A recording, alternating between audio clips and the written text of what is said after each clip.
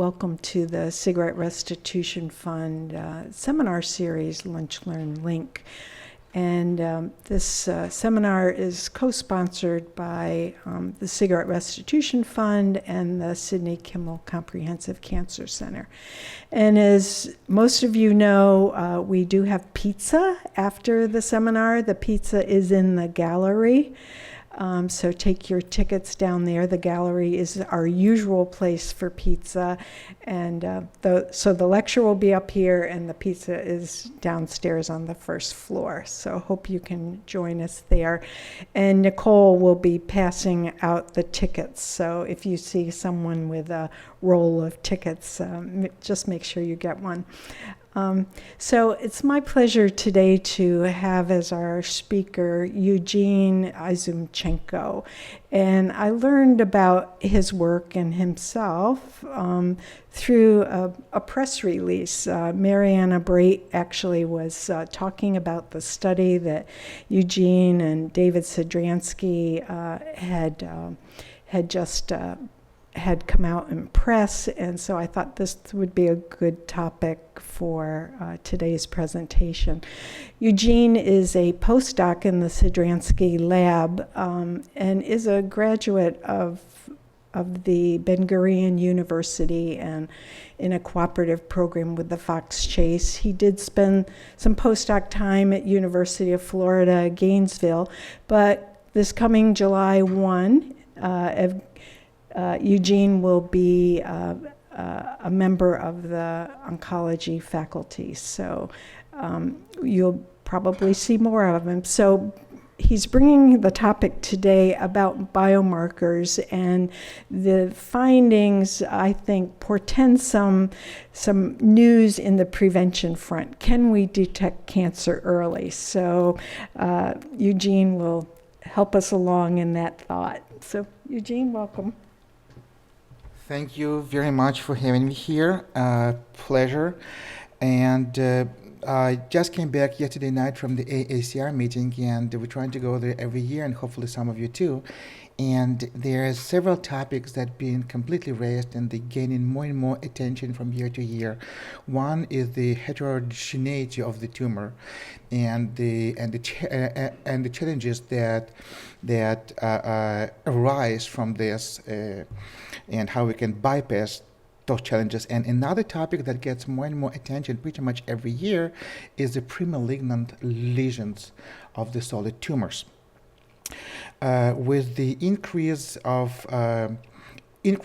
of the high throughput sequencing, a lot of solid tumors have been sequenced. For example, the work from the last year from TCGA, the head and neck tumors, several hundreds been sequenced completely, and the lung and the breast. So we approximately know the landscape of the mutations of those tumors. But now we're coming back and we're asking that, look, the tumors do not arise overnight. They do not just happen. They progress through the well-defined, for some of the tumors, steps from the from the dysplastic lesions toward the malignancy. And for years, this field was underestimated. And now there is a second wave of interest in these lesions, in sequencing this kind of lesions, which may help us to know more how a tumor progresses from an early stage. And we choose the lung model because as lung, within, I think, last 5 years, it was well defined that the lung cancer progresses from the AIH, which are the atypical dysplastic lesions, and they range from different type of dysplasia, from the mild to extremely severe. And some of those lesions, not all but some, are thought to progress to AIS, which is a carcinoma in situ, which is a localized, non-invasive tumor. And then from AIS, most of the tumors progress to MIA, which is a minimally invasive cancers. Now, if we catch the tumor here at this stage, at the premalignant stage, and we resect these lesions, pretty much all the patients will live. The same with the with the in situ cancer. It's a very small cancer, not metastatic, not invasive cancer. And if we catch the patient here, there's a good chance that the patient will be cured with a simple surgery. However, when the tumor progresses from minimally invasive tumor to the fully overt metastatic cancer, the rate of survival drops significantly from close to 100% to 15%. So obviously we want to do everything to catch the patients as early as possible so those patients will be cured. Now, when you resect the primary overt metastatic tumor, about 5 to 20% of the resected tumors have those pre-neoplastic lesions scattered across the lung, sometimes in the same lobe, sometimes even in another lung, right? So this is how we planned our work. So we took 6 patients from whom we picked up different amounts of the AH lesions. So we had 6 patients, from which one of them we collected from 3 to 5 independent AAA foci, and the primary tumor, which was resected from the same lung. From the patients with in situ carcinoma, the tumor was resected, and for sequencing, we picked up 3 histologically different locations within the same tumor. So zone number 1, this is an area adjacent to the normal tissue. Zone number 2, inwards towards the core of the tumor, and zone number 3, it's approximately the center of the tumor. And from minimally invasive cancers, we collected 4 zones. Zone number 1, 2, and 3 are matching zone 1, 2, and 3 with the in situ cancer. And zone number 4, this is the invasive core where the tumor penetrated through the stroma. And we did this to assess the intratumoral heterogeneity of the tumor, because we know that as the tumor progresses, it becomes more heterogeneous, and each family, each group of the cells within the same tumor has different mutations, different markers, which creates a very significant problem in treating the cancer. And so this is what they did. This is how the tumor progresses from the pre-neoplastic lesions towards the invasive cancer. So this is the normal lung, AAH. This is the cancer in situ, progression from zone number 1 to zone number 3, and minimally invasive cancer, which progresses from zone 1 to zone number 4. Now, each one of the samples we sequenced with 125 genes, well-defined tumor-driving genes. We used the panel that is created by PGDX, a local company that's located here in Baltimore. Last year, when we did this work, they had 125 cancer genes in the panel. Now they increased it to 260. And they made a really good work selecting those genes. Those genes are relatively easy to sequence. And all of those genes associated with many solid tumors, including lung, and good amount of those genes are targetable. They can be targeted. So there are drugs already approved or in the trials against some of the mutations, some of those genes.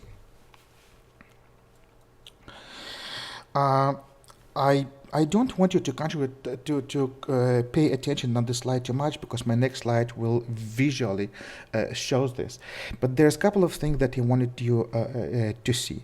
So this is a landscape of genetic mutations in premalignant lesions. So look here. So on the left side, those are the mutations that we found. On the right side, those are the mutations that we found in cosmic. So a large amount of the mutations that we found in these lesions were reported in cosmic in association with lung and other tumors, which show that we definitely pick the right mutations that are associated with the progression of the tumor. And I wanted you to see at the panel C. So this is the list of mutations which has a very low prevalence in cosmic, which means that those mutations never been tested. In some of the studies they found these mutations in one patient out of 1,000.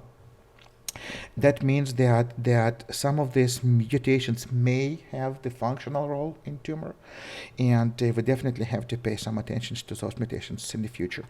Now, the four most frequently mutated genes in premalignant lesions were BRAF, ARID1B, MAML, and EGFR. EGFR is a well-known cancer driver in different tumors, including lung, not as prevalent as head and neck, for example, but quite common.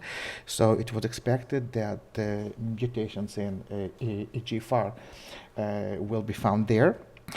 And MAML, which is a part of the Wnt pathway, and the ARID1D, which is a part of the chromatin remodeling complex. And I will talk about BRAF through my talk. And this is a visual representation of all the mutations that we found in the premalignant lesions. So let me explain what you see here. So here we have 6 patients, patient number 1, patient number 2, 3, 4, 5, and 6, right? The white columns, those are the premalignant lesions, AH number 1, 2, 3, and 4 for the patient number 1. And the green column, the greenish column, this is the primary tumor resected from the same patient, from the same lung. And the mutated genes are located on the left, and they clusterized by the functional groups. For example, the star indicates the growth factors and the chemokine receptors, and the X indicates mutations associated with DNA repair machinery. The gray cells indicate the mutations in these genes, and the yellow indicates simplifications of some of the genes. So what I want to highlight here that each large amount of heterogeneity between the lesions within the same patients, which may be indicative of that each one of these lesions is the independent foci, right? Now. There is not much overlay between the mutations that we found in the premalignant lesions and the primary tumor that was resected from the same patient, right? Which shows that most of the premalignant lesions probably they are independent foci and they develop independently from the primary tumor. However, in 2 patients, we found 3 mutations. For example, here, the deletion in EGFR, single substitution mutation in P53, and activating mutation in KRAS that were shared between several premalignant lesions and the primary tumors resected from the same lung, which shows us that at least in some cases, there may be a clonal relation between the premalignant lesions and the tumor. Now, these mutations are quite common, so it may be that they evolved by chance. And there are other mutations in the premalignant lesions that we do not see in the primary tumor. But this is the first evidence that the same mutations can be found in the premalignant lesions and the primary tumors. And another kind of evidence that may show us that those mutations are clonally related is the clonal expansions of those mutations as they progress from the premalignant lesions toward the tumors. For example, the mutation in EGFR and TP53, they found with lower prevalence in the premalignant lesions, and the prevalence of these mutations increases in the primary tumor. The same thing we see for KRAS, about 8% or 6% in the premalignant lesions and 13% in the primary tumor. Next, we sequenced the localized in situ cancers and minimally invasive cancers. And so we first we found more mutations in minimally invasive cancers than in localized in situ cancer. This may happen because we're collecting 4 zones instead of 3 for the minimally invasive cancer.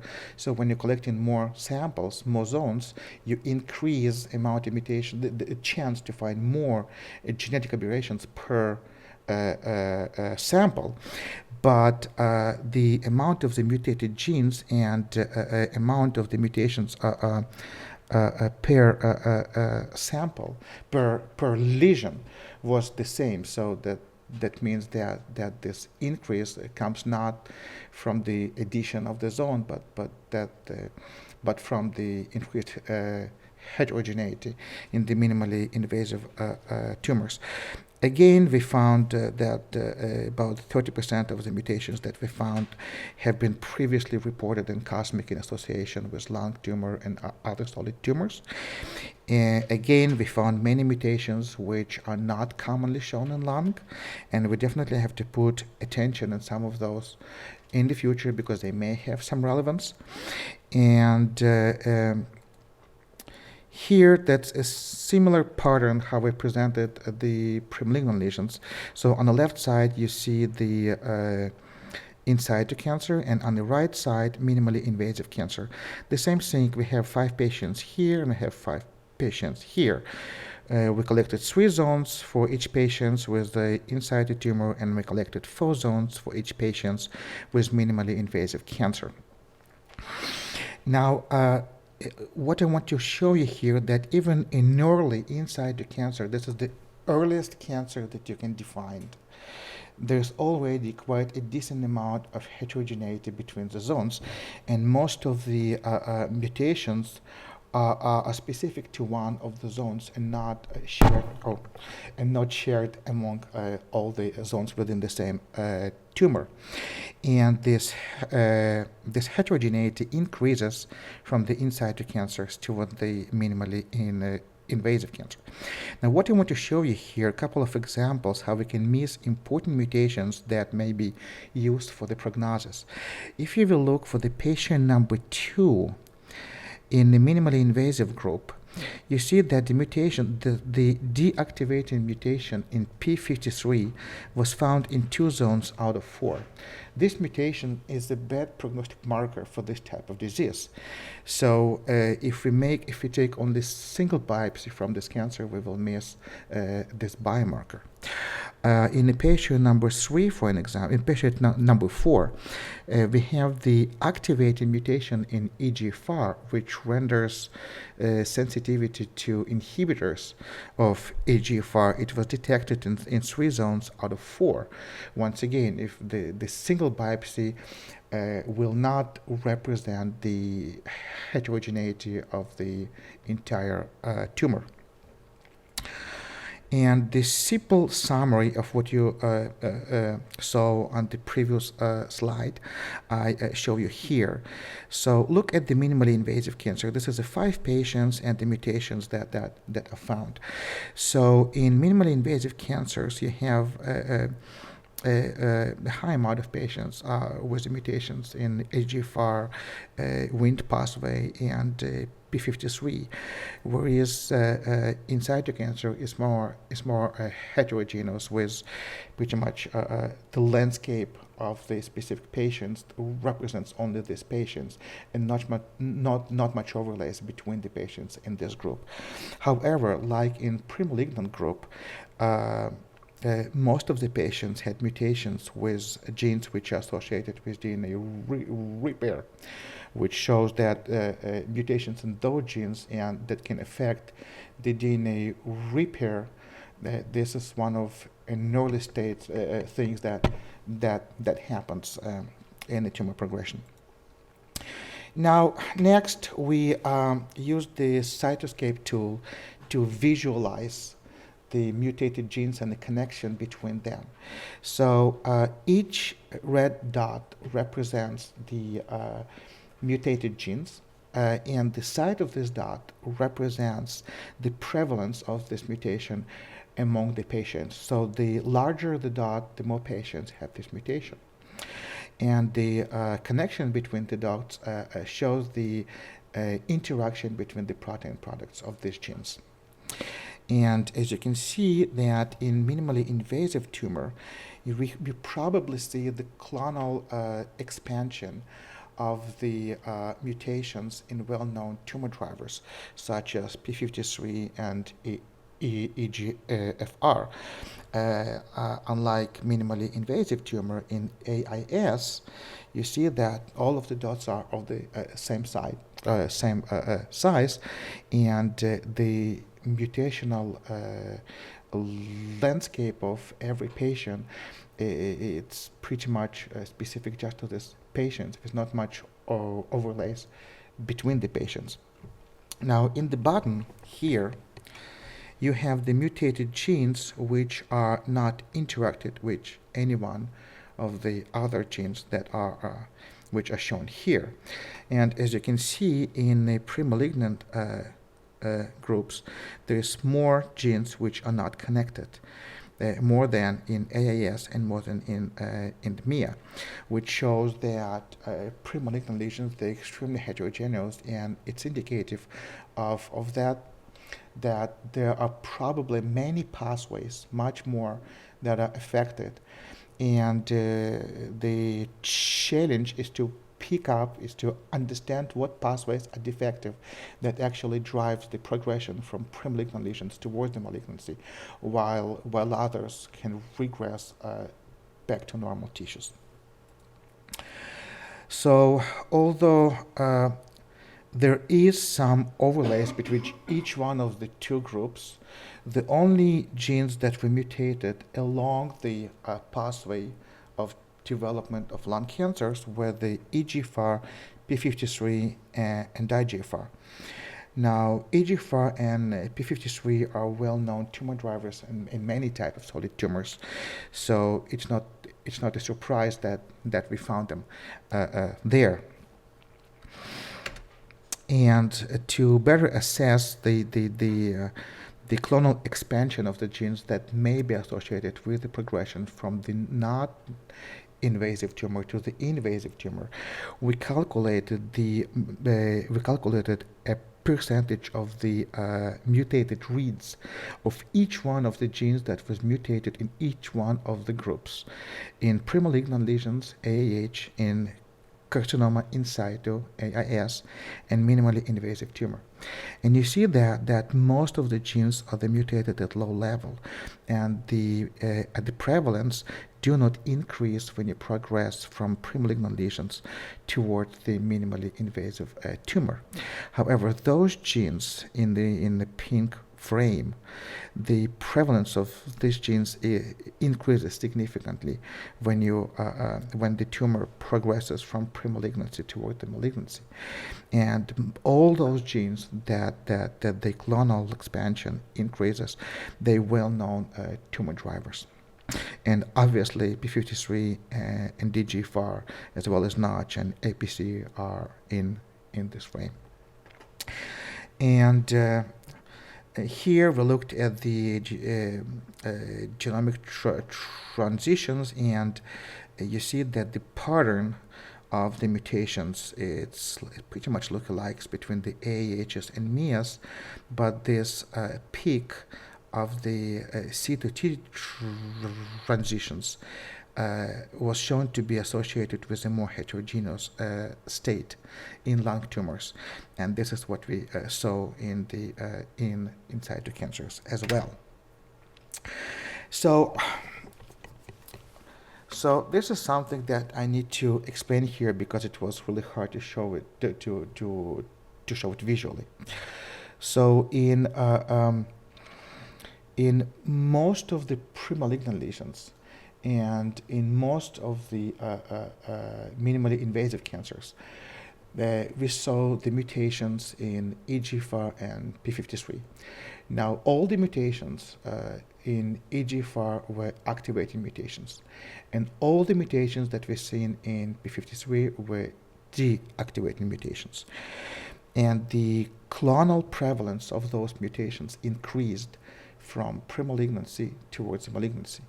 Now, when we looked at the patients from whom we collected the premalignant lesions, we had the matched primary tumor, right? In most of the patients, I think in all, in which we saw, at least in several lesions, mutations in EGFR and P53, they also were found in the primary tumor. So we think that the simultaneous deactivation of p53 and activation of EGFR, that's maybe something that drives the progression from the pre-malignancy towards the malignancy. And now I want to get back to the BRAF. So we show that the BRAF was the most mutated gene in pre-malignant lesions. But we didn't see expansion of mutations in BRAF in minimally invasive cancer. And most of the patients that had mutated BRAF in the pre-malignant lesion, they did not have mutations in BRAF in the primary tumor. Only 2 patients had mutations in BRAF out of 5, and those mutations as well has mutations in p53 or EGFR. So we think that at least in lung, the BRAF, mutated BRAF may be something that drives the progression from normal cell towards the dysplastic cells, but it's not something that will drive the progression towards the malignancy. And another hit, like mutations in p53 or EGFR, should happen for the tumor to progress. Now, in this slide, so A, at the top, we show the 5 patients with the in situ cancer. And at the bottom, we show 5 patients with minimally invasive tumor. In those ovals, for each patient, there is a list of the mutated genes that we found in all zones for this specific patients, for this tumor. And in those square, you see how the tumor branches. So I know it's kind of hard to see from here, but the black genes in black, those are the genes that are shared between the zones, and the genes in blue and red, those are the genetic aberrations that are new and specific only to this specific zone. So even in an early cancer, in AAS, that's an early cancer that you can see on the CT scan, and you can histologically define as a cancer. Even there, we see quite a decent amount of heterogeneity within the tumor. And I want to remind you that this is a tumor which is about 2 millimeter size. And this heterogeneity increases when you look at the minimally invasive tumors.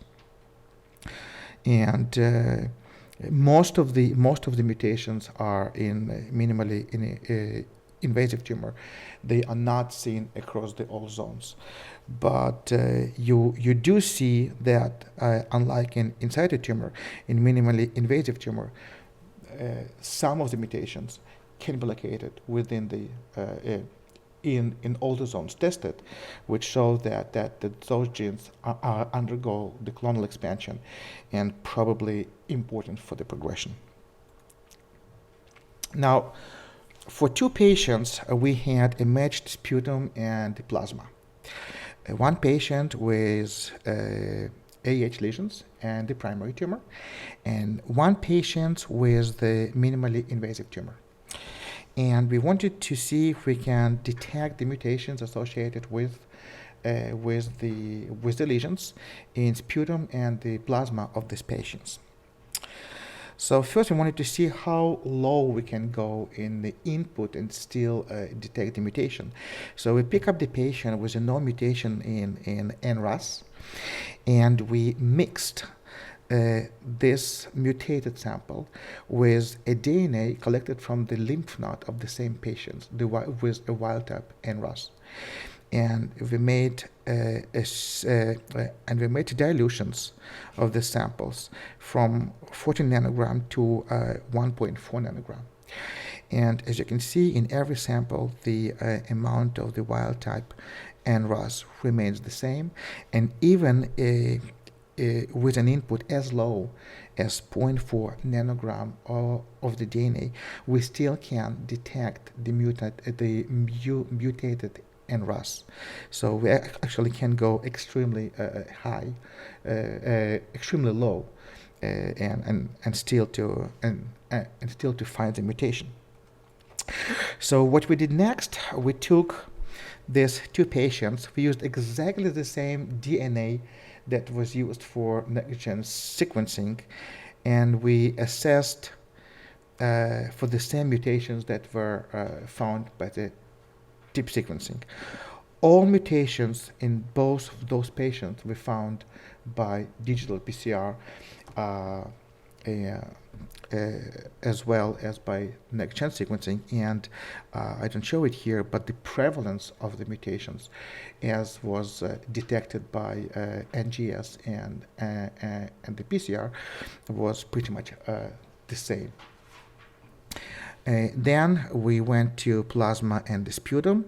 In plasma, we were able to detect 10 mutations out of 13, whereas in sputum, we detected 7 mutations. Now, in sputum, the quality of the DNA, it's not that great. It's degraded. And most of the times when you collect it, you ask the patients to rinse their mouth with mouthwash, which not contribute that much to the quality of the DNA. So we think that detection of the 7 mutations out of 13, it's actually not bad for this technique. And here I want you to show you a couple of examples. I selectively show you the genes, the ATM, NRAS, and EGFR that were detected in plasma and the sputum.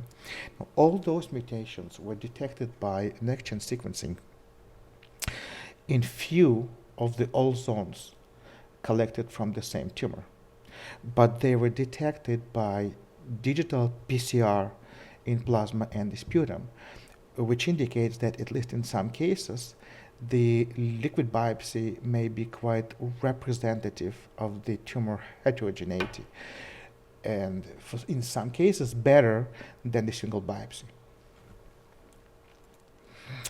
In patient with premalignant lesions, we identified the very low prevalent mutation in BRAF that was detected in the primary lesion of these patients. We identified it in plasma and the sputum. Now, we thought that it's quite possible that this mutation may actually derive from the primary tumor. So we went back, we took another 6 histological locations for these tumors, and we sequenced it. We didn't see it there. It did not eliminate possibilities that we still may miss the mutation in the primary tumor, because you never know how many biopsies it's enough. You still may miss it. But we didn't see it in the primary tumor, and we clearly detected this mutation in the plasma and the sputum. So we think that perhaps we were able to see the mutations which is associated with a premalignant lesion. And as of today, it's the first proof of concept that the mutations associated with lesions as small as 0.5 millimeter size can be detected in the bodily fluid. With this stat, there's not really much you can do with them right now. There's a lot of ethical questions. If you find the mutation, how you treat the patients, especially if patients is tumor-free or without the symptoms. So with the next few years, I think, with the technology will become more common, we will know more about how to put the right threshold when you bring these findings to the patients. But at least for now, we show that it can be done. It can be done we can detect the mutations associated with the premalignant lesions before those lesions acquired invasive potential. So I want to summarize the first part. So we show that the landscape of the mutations is significantly different between the different stages of the tumor progression, and the KRAS, P53, and EGFR were maybe those mutations that drive the progression from the premalignant toward the malignant lesions. And in some cases, in some patients, the premalignant lesions and the primary tumors within the same lung may be clonally related. And the mutations from the premalignant lesions can be identified in the bodily fluids. Now, You've certainly established the sensitivity of these types of studies. But confidence will come also from knowing the specificity. Could you tell us something about the negative controls? For instance, people with Right. a mutation in their serum that have become negative after surgery. Right. People without the mutation in their tumor have negative serum, Absolutely. etc. Right. So the negative control for those experiments were, first of all, for all those sequencings that we used, then the control was the lymph nodes not affected by the tumor, histologically clean lymph nodes from those patients. This is the control that we used for all the sequencing experiments that were done in this work. For this specific patient, the control was the primary tumor, right? And for us, it was important to define as strong as we can that this specific lesion must possibly derive from the premalignant lesion and not from the primary tumor. Now that brings it's catch-22. How many biopsies is enough? We can't take a tumor and take 6 different spots within the same primary tumor and sequence it, and we didn't find this mutation. So how many more we can do? If we pick up 100 samples, 100 biopsies from the same tumor, if it will be possible that we find this BRAF mutation there, yes, it's possible. But right now, first, we have to remember that even the prices are dropping. These experiments, it's still quite expensive. To make this work, it cost us about $300,000. So, and it was actually funny because we sent this paper to Nature Medicine, and they called back and they said, look, we like the paper, but you use only 5 or 6 patients within the same group. If you will add the 10 more patients for each one of your groups, we will be more than happy to take it. And we said, look, give us $1 million and we will do it. So eventually it came to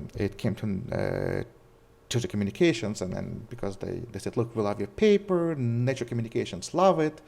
For Nature Medicine, we need more samples. So it's a matter of funding and doing this work on more and more samples to establish what the threshold, what the control.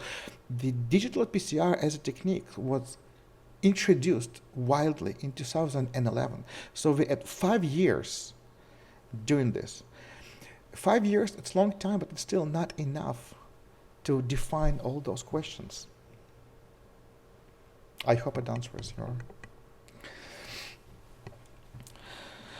So we know that the weakness of this study is low amount of patients. So we did 6 patients with the premalignant lesions and 5 patients with cancers in situ and minimally invasive cancers, which is definitely not. It's enough for preliminary data, but it's not enough to define something significant that we will be safe enough to say, look, this is what drives the cancers. So we recently we submitted a grant, and I will show what we propose to do there. It was funded, so this work will be done in the next 5 years. We started to collect this work. So one of the problems with studying the premalignant lesions is because they're very small, and it's really hard to get those samples. When you do the biopsy on those lesions, so first of all, if the AH lesions, they never biopsed. Right? So they come at the ground glass opacity, and you just don't biopsy the patient just before you find it, just because you find it. You wait, you do CT scans every couple of months, every half a year, and then when the lesion acquires the solid potential, a solid element, only then is being resected, probably because now it's indicative that this lesion progressed to in situ cancer. So when you biopsy, most of the samples goes to pathology because you have to use the samples to diagnose the patients. So you can imagine what's left for research from 2 or 3 millimeter sample. Nothing. That's what there's nothing in the literature about those lesions. We can detect them, we can resect them, we can study them because there's nothing left of them. So we propose to create patient-derived xenografts from the premalignant lesions. Our lab is well known for doing so for many, many, many years. So how it works, you took the biopsy material from the patient and you implant it in your immune-compromised mice. And then you do a lot of assays. You do the proteomics, you do genomics, you do an RNA-seq. And if this tumor that cut up and now it grows in the mice, if it preserves the same mutations, then you expand it to larger amount of mice. And that gives you enough material to study these lesions. Now, we previously showed that the PDX models, they preserve histology of the primary tumor. They retain the mutations that were found in the primary tumor. The landscape of the mutations are pretty much identical between the primary tumors and the PDX models. You can see it here. This is the data from TCGA, and this is the data from our lab. And we've shown that we were able to establish PDX models from the biopsy material, which is extremely small amount of sample.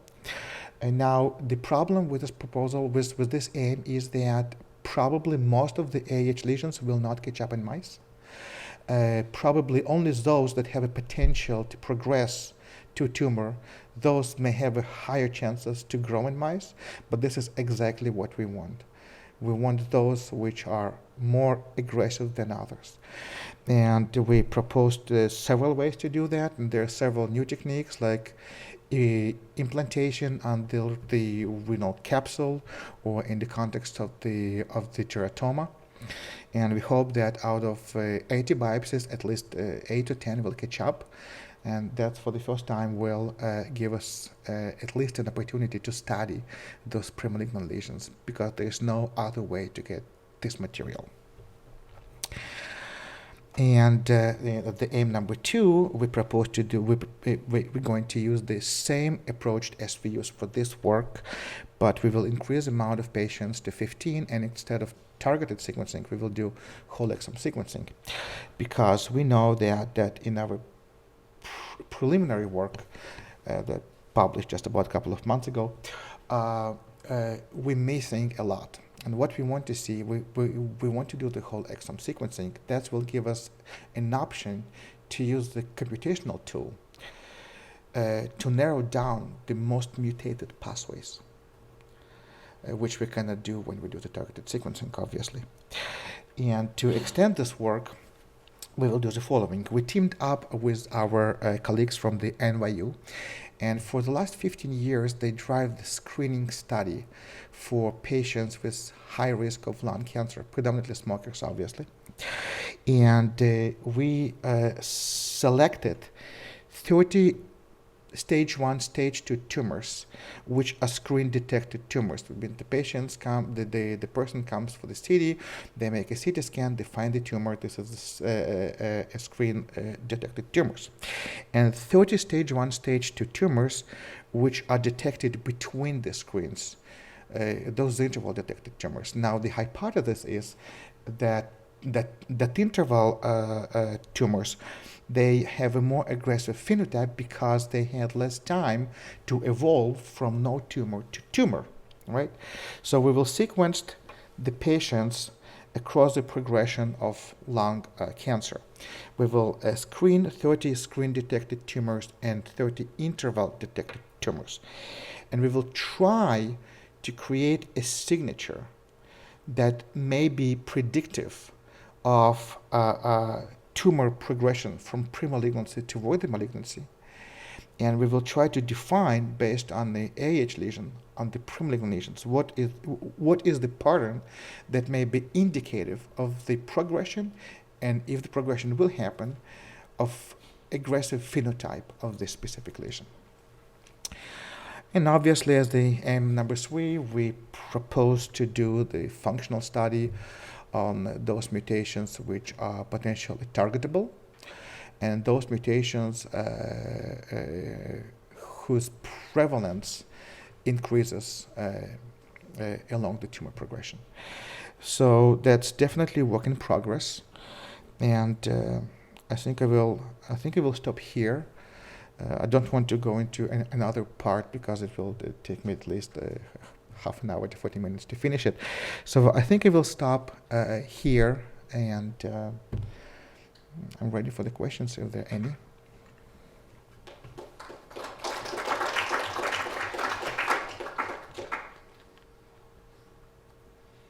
Yes. It sounds like you don't believe that the AAHs are hyperplasias at all. I mean, if I was to describe something that's about as far from a hyperplasia as a human lesion could be, say your data from the AAH demonstrates it. Can't be a hyperplasia. It's a neoplasm. Actually, Yeah, so the reason we call things hyperplasias is to tell people, don't worry, it's not a neoplasm. but that's exactly what happens, because look, not all those lesions progress to tumors. Not all adenomas progress to carcinoma in the colon, but they're all neoplasms. That's the definition of neoplasm. You see, I don't want to get into this because I'm not pathologist. I'm not pathologist, so I don't know the definition of the primitive. But as from what I know, those are, at least for now, they do not defined as neoplastic lesions. They definitely defined, at least as of 2014, as a dysplastic lesions, premalignant. But I don't think that people prefer to call them neoplasia. That's just what you call them. That's like calling the dog's tail a leg and asking how many legs it has.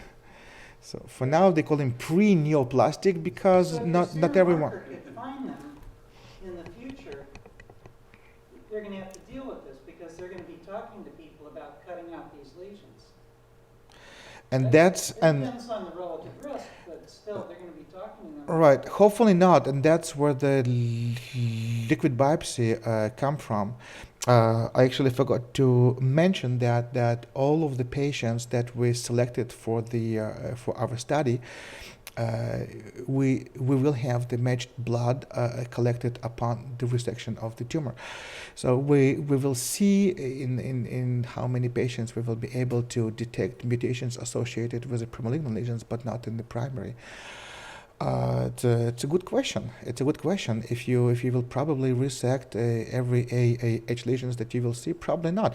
By the way, after these papers, we had many calls from all across the country, patients and doctors saying, we want to put the patients on your study.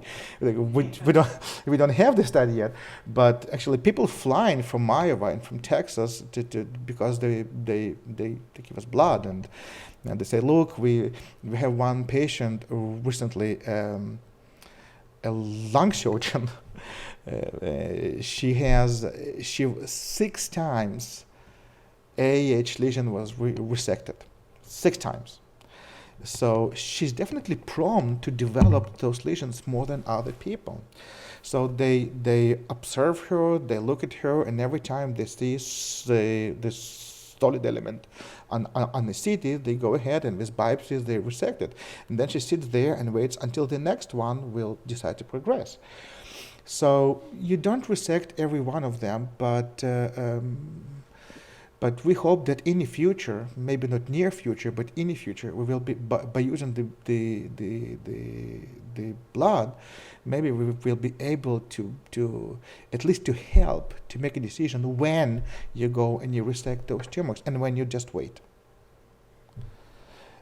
All this liquid biopsy, there's the big papers and big talks, a significant amount of attention in the last ACR, but it's still with all the attention, with all this great work on hundreds of samples, it's still in the diapers. It's still, it cannot be brought to clinic yet.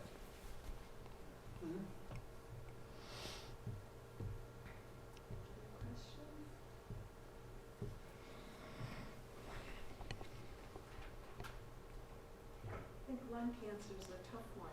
Do you know how many of your 6 patients had a history of smoking? Yes, we do. And actually, we try to segregate to smokers and to not smokers and to see if the landscape of mutations will be different. Although we see some trends, we decided not to show it in this work, at least for now, because with 5 or 6 patients in every group, it's very tough to make a decision.